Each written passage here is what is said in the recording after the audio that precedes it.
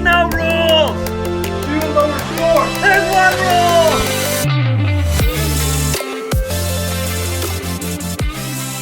All right, welcome one, welcome all, welcome back to the studio here at Franklin Bridge. We're back on video, we're back on audio. I know some of you guys have been asking about where's the podcast, Jack, when you see me on the range or in the clubhouse, and here it is. So we appreciate you guys listening, and I guess this will be starting the kickoff of a just brand new season of the podcast here. Unless we did that 2 or 3 episodes ago. I can't remember. I can't remember at this point. Well, we've got lots of new things. We've got a new building coming, finalizing all those details early next week. It's going to be the company we're using that's done a lot of these. He's like, it's going to be the nicest one in the state of Tennessee, our teaching building. So I feel like Franklin Bridge. Excited about that. We're making some moves because I remember when we opened up the putting green too. I mean, Brooks was making a huge deal about that being, what is it, the second biggest in the region. Yep. And so, I mean, dude, we got some statement additions to Franklin Bridge in the last couple of years. Yeah, no, it's we've had a lot of incredible additions. We're adding a bunch of people to my staff this summer. We've really narrowed down the tour shop. We just did a big grip sale. We did over 300 grips in 1 week. That's so nuts. So, and it actually reminded people. Yeah, Erica was wearing that out. And then we're doing 20% off putters. So by the time you hear this, you'll probably miss out on that sale. But no, we'll put this up either Friday or Saturday, I think. This week? Yeah. Oh, sweet. So you'll still have a chance to get in on the 20% off putters plus a 20-minute putting lesson as a part of that. So it'll be a fit, not just like come in and buy whatever putter you want. Like, we're going to make sure you've got your motion tight, and it's going to be like those 15-minute evals I used to do, right? So, like, it's going to be a blitz, but I'll have you in the right putter in that amount of time. No, that's so fun because I think that, like, one thing about putting is, I mean, you're talking about speed for the most part, right? Speed control, and feel like face control. You can just control the face, right? Absolutely, face control and just speed of your putt. And so I feel like if you can walk out of a store, i.e., the tour shop here at Franklin Bridge, and know that thing is perfectly built for you in any way, shape, and form, I feel like that gives you so much confidence when you go out and start putting with it. I do too, and we typically start people like, what putter on the wall like grabs your attention. Right, like, what do you like the look of? What wins the looks contest? And so, because if you don't like the look of it, no matter how good it performs, you're not going to execute it with a confident, positive motion. So it's not going to work out well. We've talked about that on past podcasts too, where sometimes, like, for example, an iron could be better for a player statistically, but if they don't like the look of it, you can't play it. It was funny. We actually down at the PGA show almost a month ago now. Wow, that's that pretty long ago. These guys were fitting me for this shaft, and like, it should fit based on my swing profiles, club head speed. I was like, it's not it. It's not it. Like, really? And these guys were the designers of the shaft. That's what made me so upset. Like, 119 mile an hour club head speed. Like, nope, not it. And so I looked at Elijah, and Elijah looked at me. I didn't have to say anything, and Elijah's like, here, try this one. And just smoked it. And I'm like, that's it. Like, I can tell as soon as he put it in my hands. It's just like, there's more to fitting than just numbers, right?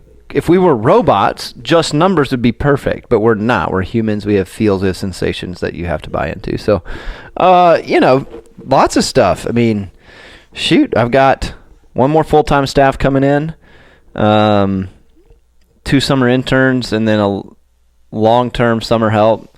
I mean, this place is just growing and expanding, and lots of exciting plans for the tour shop as well. And this building will disappear here, hopefully within the next 3 to 8 weeks. So nuts. It's so new. I'll be without a building for a few months, but I went without a building for 8 years, so I think it can handle you can definitely handle 3 to 5 months.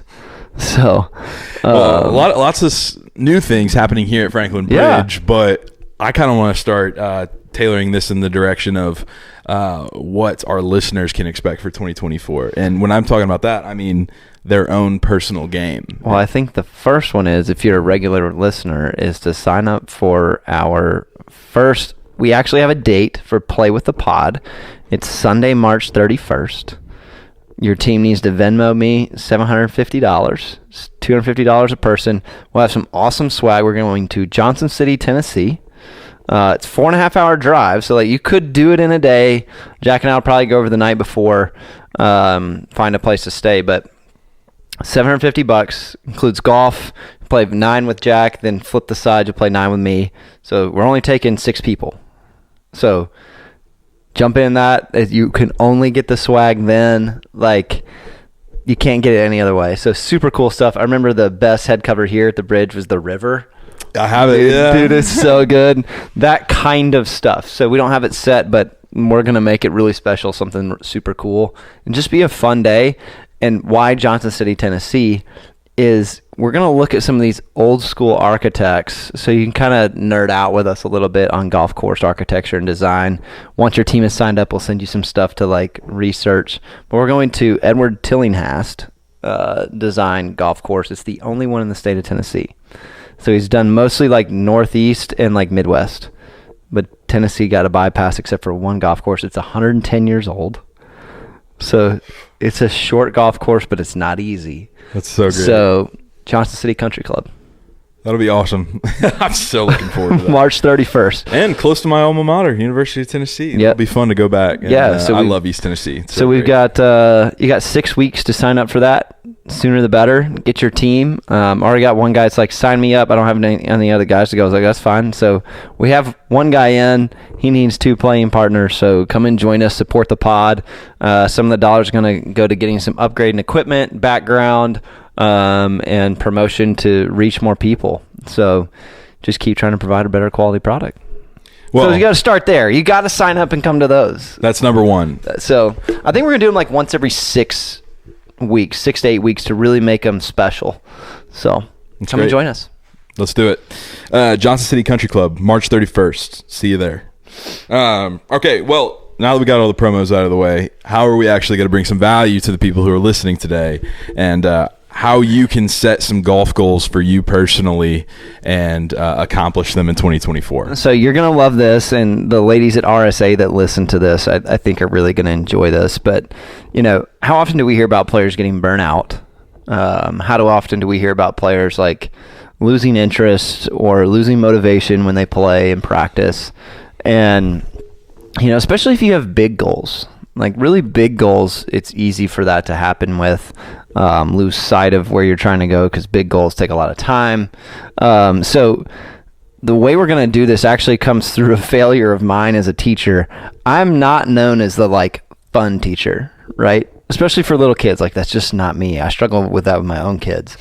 Like I'm the one who wants to like sit down with the, 15-year-old who's really struggling like with school or at home and like really help them build that mental fortitude and strength. And that's just like, that's for a certain person. That's just not me for the most part. So as a part of that, sitting with my team, they're like, yeah, this class is really boring. I was like, great. Probably needs to be more fun. This is not for this age level. So as a part of that, I had a couple of girls in here. They all come together, all sisters. And I was like, I'm going to write down your goals. But as I put up goals at the top, it like cued to me. I was like, why don't I ask this question? And I drew a line down the center, and on that side I said, what are your interests? Like, what about the game is fun for you? Like, what's interesting? And I realized in the moment, like, these are, you know how you, like, have ahas as you're doing stuff? I went, oh, my gosh, this is why people get burnt out. And this is why kids run out of motivation, or they love the game, they don't love it anymore. The things that got them excited and having fun, in the process of reaching those goals, they let go of those things.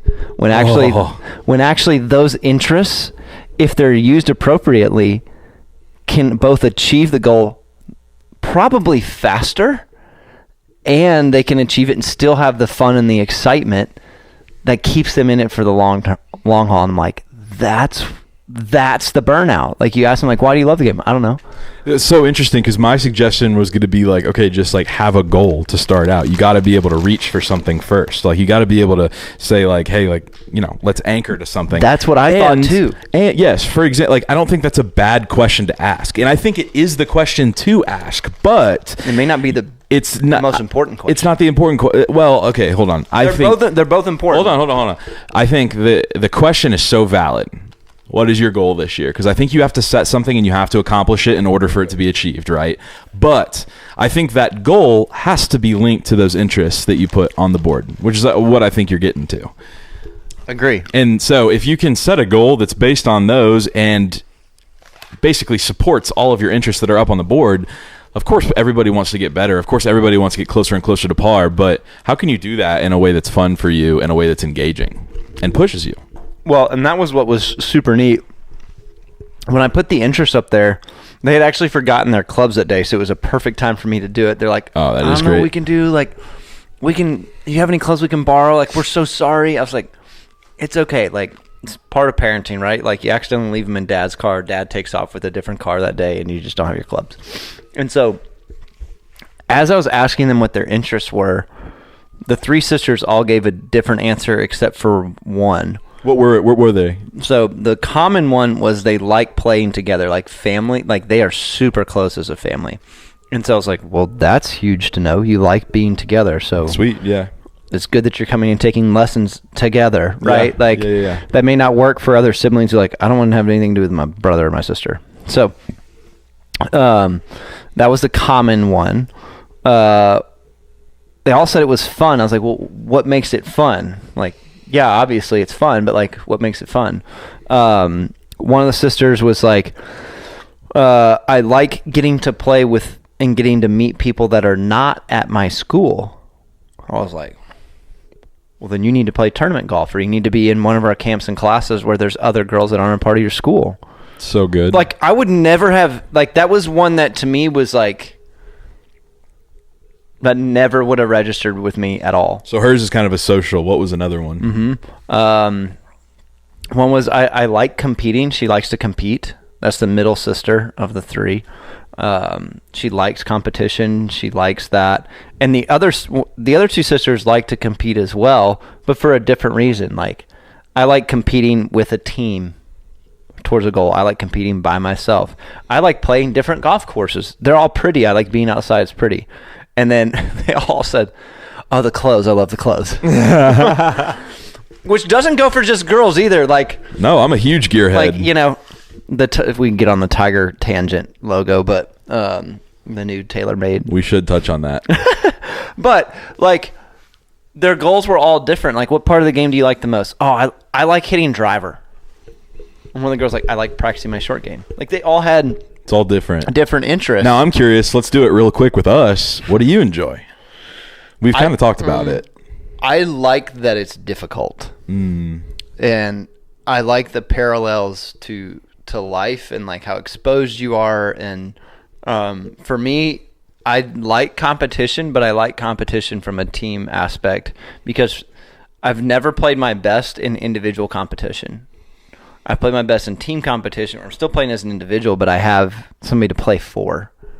I like that. Which that can go the wrong way. Like, you can try too hard for your team and that'd be detrimental. But that was like if I'm struggling through the first 4 or 5 holes, I'm like, I'm getting this together. I have to get it together. This for is everybody so. else. This is so interesting. Okay, so you say that you really want like the team aspect, right? I came from team sports. I actually enjoy the individuality of it because I've never been in a spot where I, the individual, it is on me to get better. It's like my team can't go out and win the game for me if I have a crappy game. Like, if you have a crappy game, you have a crappy game. And my round yesterday was the perfect like exclamation point on that. Went bogey, double, bogey, and then ended the last 14 holes 3 over par.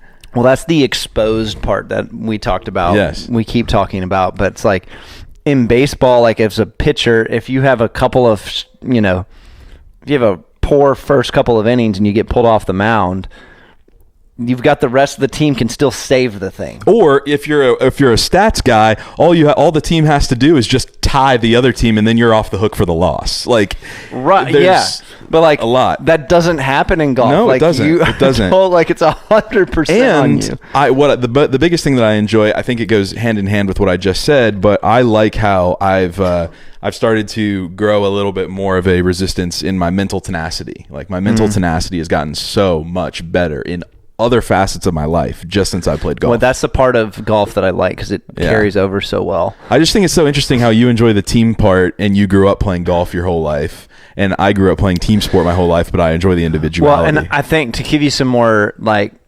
context to that, like to me, like golf, I got dropped off at the golf course and I would stay there for hours and I'd have to go use the club phone to call home. Yeah. Or if my parents needed me, they'd call the club and somebody'd come out in a cart and get me, or they just wait for me to finish the 9 and then they'd tell me my parents called. Like, And so who was I with? I was with the like same 3 or 4 people that we practiced with all the time. Exactly. There's literally 3 or 4 people. Occasionally there's like a 5th guy that would kind of move in and out of that group, but it was all individual. For me, like if I had a last round of golf to play, like, and you had to ask me today who you picking, it's going to be you, Erica, and Elijah. Wow. Like, because like the 3 of you mean that much to me, and like I could leave a mark. This would be my last round to play, and I know it would mean something to you all. Wow. Yeah. Like that would be probably the most joyful round for me to play. Like I would love to spend, if my last day wasn't playing golf, I'd spend time with my family. But like, but that's pulling it towards like the game and why, and your why in the game. Right. And it fits why, you know, when I go for long periods of time not playing, or my team goes out and plays and I'm not going with them, this is how I grew up and I'm missing that part. And so totally fair. I don't really want to play individual section events.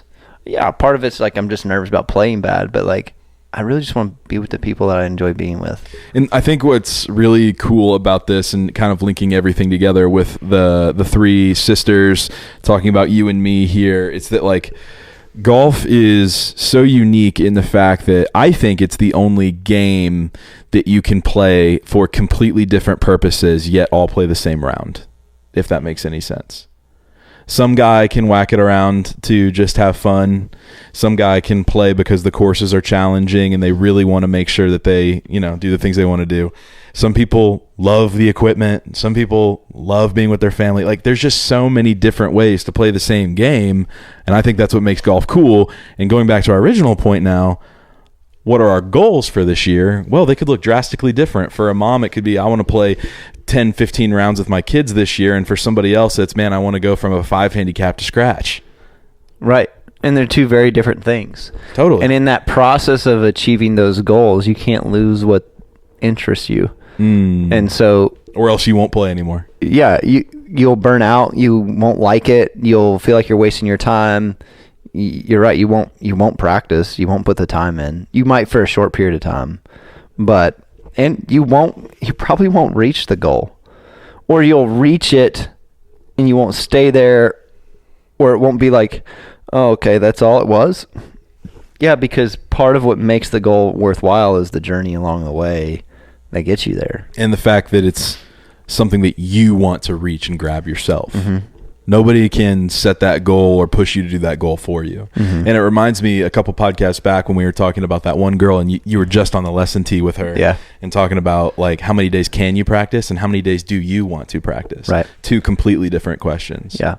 Well, I actually asked her today, her confidence has come up a lot. And the last 2 sessions, I pushed her really hard. I said, look, this is how much time we have. You just had your meeting with Erica, like where you want to go. This is how hard I need to push you.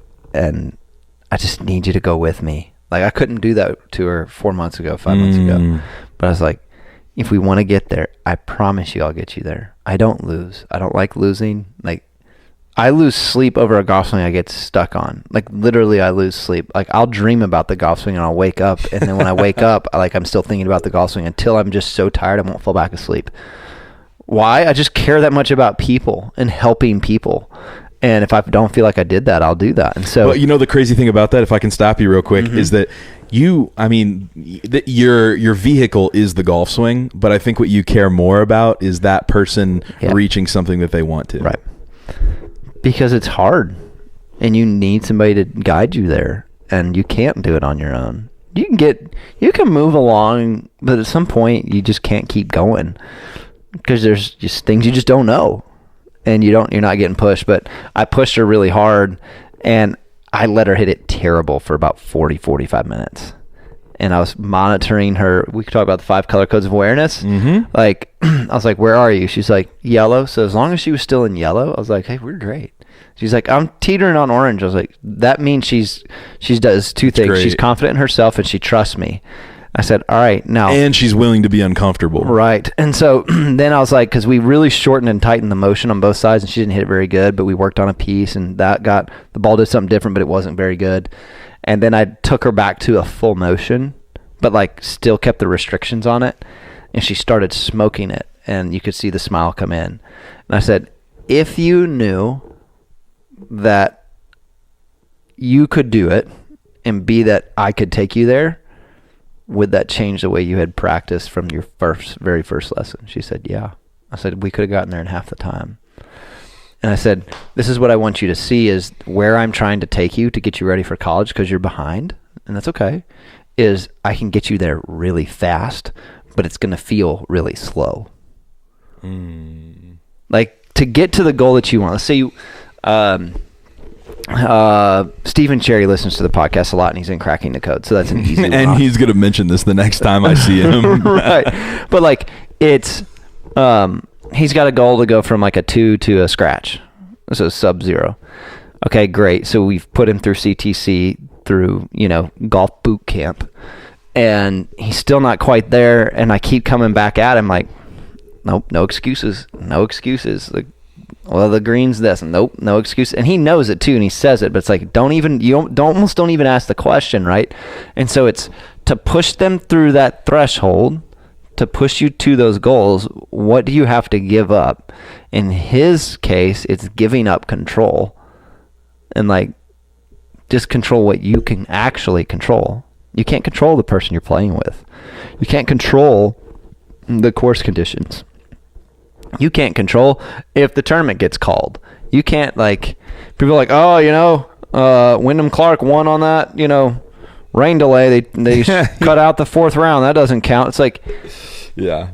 Well, play better for 3 rounds so you don't have to worry about the 4th getting canceled. Like, that happens. It doesn't happen often, but it does happen. Yeah, that is about crazy. Once a year. Yeah. So, like, well, if we had a 4th round, we didn't have a 4th round. That's so good. I love that. Like, but this is what I do with so to take it to my college players, like, they're like, coach, there's 3 guaranteed and then the 2 optional ones, but like, I was the 4th guy. Like, my score was 4th. I was like, by how many? 2? And what about the guys behind them? Well, there are only 2 behind him. I was like, don't put yourself in a position for the spot to be potentially a coach's pick, because the coach may have a reason to not take you to that one. Could be playing conditions, could be preparation for the tournament. Like, there's a whole bunch of reasons. Just play better. Like, that's hard to hear, but like, that's what you need to hear. And if you never start, go to a team that you can start. Well, I'm in high school and I can't do anything about it. Practice more. Practice harder. Like, dude, all this is just like... It's so hard, but like, you have to decide what it is that you want. And golf, the beauty of golf though, like a sport like basketball, like if you don't play on your high school team, there aren't near the number of options to play at a high competitive level as golf is. If you don't make your high school team, you immediately have high level tournaments you can go play in tomorrow. You don't even have to wait for a schedule, and you can set the schedule. Like, that's one of the beautiful things about golf is the level of the amount of high level competition is everywhere, and most of it's outside of the high school, outside of season. I think what I loved about what you just said, regardless of your age, regardless of what you're trying to do in the game, regardless of if it's golf or in personal life, really, it's like I've become over the past year been super big on just clarity. I think that if you can ask yourself honest questions and just be clear with yourself about what you have to do to get something done, like I'm grinning from ear to ear listening to what you just said, because I'm like it might be hard, but it's the way. Like it's how you get there. Right. And so it's like, if you could tell yourself, hey, I've got a magic treasure map here where if you just follow it, like you will find the gold. Like, would you take it? And everybody would say yes. And it's like what you just said is the treasure map. We had I'm doing more and more of this in my teaching of like not telling people where I'm taking them. Like, I'm sorry. that's just a waste of time. Just do what I tell you to do. We are going to get there. Here's the other question I'd ask those people. I'd be, if they say like, well, where am I, what are we doing next? I'd say, why do you want to know? All right. What benefit is there to you knowing? I was telling the mom of the girl that was out here today, she's doing really well. I said, she's like, how do you see all that? How do you know what to fix? I said, I can't tell you. I don't know, right? I can give you reasons why, like, here's the deficiencies and all of that. But I said, one of the things that's hard is, and it's really easy to project. Like, so, Scott, you need to talk more about what you do. It's like, okay, yeah, I get that. But then I can projecting too much to try to make myself feel more confident and try and convince people that I'm good enough, which is just me being insecure about what they think about me. But it's really... And there's one thing I wish that my students would do, especially the ones that go yeah, but what about this? It's like, I wish you knew what I see. Right? Like, you're asking about that one thing. I see way more than you do. Also, here's not to discount what you're saying, but like, if you don't do the thing that I'm asking you to do, because that person's going to keep asking the yeah, but. So, okay, let's chase that thing, and they start working on that, and they get that better. In 10 or 15 swings or 2 lessons, they're going to go, well, what about this? I noticed this. Yeah, I'm like, you don't get better when you keep changing direction. You keep changing course. Like, let's get on a course, and let's run it. We don't run it long enough. People stop before it gets there. Not where I thought you were going to go, but that's good. I was going to say something along the lines of... where did you think I was going to go? Well, I'll tell you, because I think this also... you were definitely more on the swing mechanics side. This one is more on the mental side. I saw this one video from I think it was a Harvard professor, and she was talking about how... the psychology of people worrying about another option. Like, if you're deciding between 2 colleges, let's say I'm deciding between Tennessee and Kentucky. I decide to go to Tennessee, and it turns out to be like, okay, let's just say it was average or a little bit above average. There's no point in worrying about what happened if I would have gone to Kentucky. Could have been better, could have been worse. But why is it something that you need to think about? It's like, you make the decision that you make, and you go on the path that you go on, and you make the decisions with the information that you have. This one's gonna sting. This is gonna be good though. The reason why I think we do that, if I had done this, or what if I had done that, is because, this would have been better, is because we don't actually want to take ownership of the reason why the current situation is bad. Ooh. Or it isn't as good as we would like it to be, which means I have to make this situation better. I have to make it work. Right. Yeah. Like, it doesn't mean you don't end up leaving the school or leaving the job, but like, make it better where you're at before you go. So, like, to give you an example, like a personal example of me having to learn how to do this. So in 2019, early 2019, I started looking to start out on my own. Nobody on my staff knew about it. I did all that behind the scenes, trying to find a job, just see if I could find anything, for one. And I had a couple of interviews. A couple of them went well. I had one that I thought was a lock. And I've been going to counseling to work on some of my, like, realizing I have to set boundaries in my life, because I was a boundaryless person, which meant I was overworked, exhausted. So learning how to take ownership of me not setting boundaries. So what I did was, I had this job that I thought I had nailed. I could have sworn I had this thing nailed. And then I get the call that I didn't get the job. And I was like, and at that moment, because of the time of year it was, I was like, I basically have to wait another year. But then in counseling the week after, we talked about it, and it's like, probably the reason for that is you hadn't learned how to set boundaries yet, because you had just started. You need to learn to set boundaries in the most difficult place for you to set boundaries, which is the place you had none, and everybody's used to you having none. So when you start setting boundaries, people get upset. And so you're having to learn how to, like, that's hard. It's easier to set boundaries when you go in the first time. but I wasn't in a habit of doing that. So I had to spend the next year getting used to setting boundaries with Hank, with my students, with their families, and that was hard. But like, that's basically the same thing of like, oh, and I mulled over that for like, if I had just gotten that job, I wouldn't be miserable here.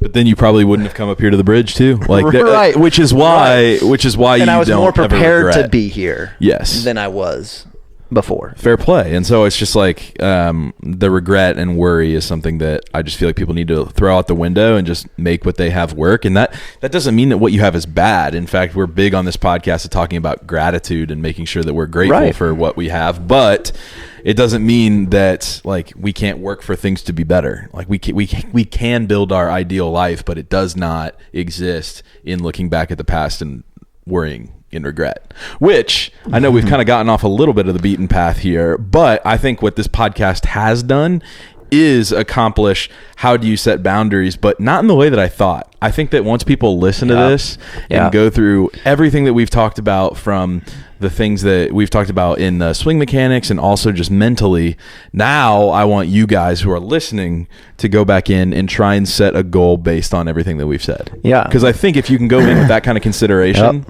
you'll be much more in tune to set one that's achievable and worth it. The thing that I've realized is the core reason, if I think about all the students that I've seen that have burned out or they stopped pushing towards their goal, is because they lost the reason or never had it for why they enjoy doing the thing that they do. You don't chase after a goal you don't want.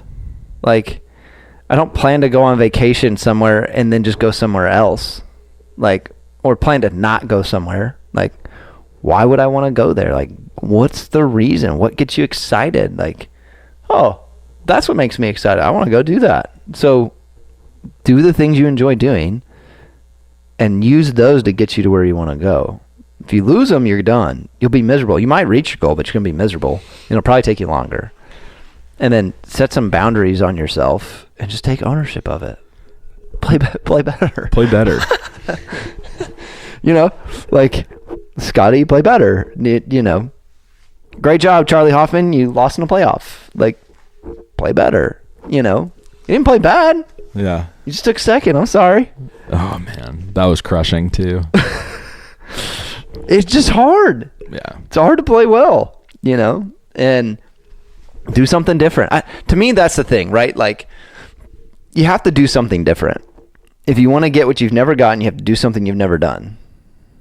Well, I'm stealing that quote. Like, that's not original. Yeah, no. But like, it's a good one to be reminded of, right? It's like, all right, I'm a bit overwhelmed with all the new things we have going here, but for us to get to there, I have to do things I've never done to get to where I've never gotten. It's the uncharted waters, which from 2020. I think people can hear that quote too and be like, well, like, I just don't know what to do. And hold on, here we go. Yeah. So do it. Take it the rest of the way. Yeah. So this will be my last thoughts here, because I think this actually recaps us to like, okay, how can we set something that's meaningful to us and that is something that we want to achieve? So this exercise is called Life by Design. Okay? I love that you read and that you have stuff that you've like learned and you take it in. I love it. Dude, yeah. So this one's called Life by Design. Okay. This was taught to me by another one of my mentors. And the exercise is this. Instead of starting it from, the starting line and going to the finish line, let's take it from the finish line and then work our way back to the starting line. So what is our goal for this year? Okay. For example, let's take something monetary. Okay. I want a new truck by the end of the year. Okay. That's awesome. Now, which truck do you want? Yada, yada. How much cash do you need in order to get that truck? Okay. I need X amount. Okay. Now, when do we want that truck? Okay. Do we want it in 6 months? Great. Divide that number by 6. Do we want it in 18 months? Great. Divide that number by 18. Like, you see where I'm going. Yeah, it's not that you can't achieve the thing that you want. You just have to actually have a reasonable plan to get there. So if I want to go on 3 vacations with my kids, if I want to go on, if I want to buy that new truck, if I want to invest X amount, if I want to buy a new house, okay, fine, let's do that. Let's set a time period and then budget your way back to the starting line. With golf, I think it looks different. If you want to go from like a 10 to a 3, now you need some help. Take that goal to Scott, and then he will customize a plan for you where he thinks he can get you there in that amount of time. Yeah, anything that has I would say almost any goal you try to achieve needs some sort of guide. But again, Could be a mentor. Again, the clarity piece, though. You need clarity on what you want. Right. It's back to this is why I've started asking those two questions, and I don't think I'll ever, there might be some reason why I might not, but like I will probably never again ask the question, what are your goals, without also asking what makes it fun for you. Yeah. I'm sure. Looking back over almost 14 years of teaching now, that I'm literally having numbers of students in my head. I'm going, well, no wonder their mindsets suck. They don't do anything that's fun anymore. No wonder that, like, pretty much every one that I've run through in my head, that's the reason.